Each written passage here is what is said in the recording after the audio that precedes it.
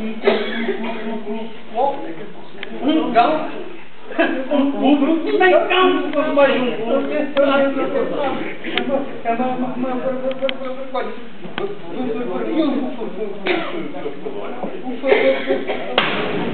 Boa noite! Eu digo boa noite, porra! Boa noite? Boa noite, Sra. Presidente. Seja bem-vinda. Como está? Afinal de contas, que raça é essa, hein? Afinal, quem é que anda aqui na junta da moca? É a Sra. Presidente. E porquê? Então é a Sra. Presidente. É porque tem uma... Não, porque sou uma política. Eu acho que não. É porque a Sra.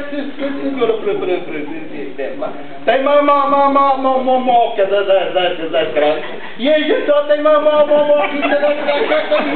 Aí já lá vai ali da Eu mando porque eu ganhei as eleições.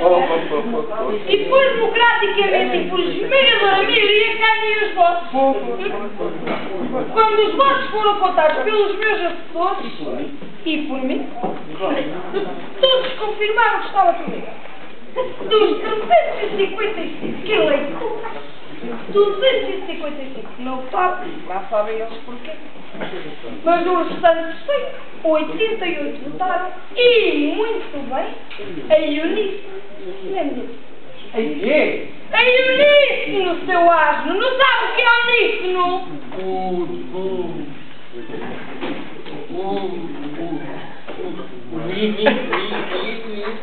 É tudo para o mesmo.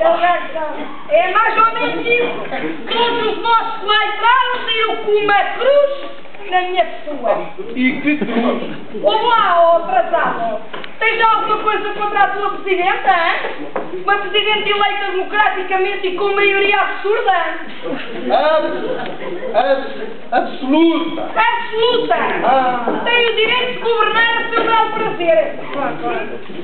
E como eu sou uma presidenta democrática, também vou permitir que as vossas reivindicações sejam. Eu preocupo-me com os problemas da nossa freguesia. Aqui não há professores a reivindicar e a queixar-se. Ouviste? Ora, como a minha paixão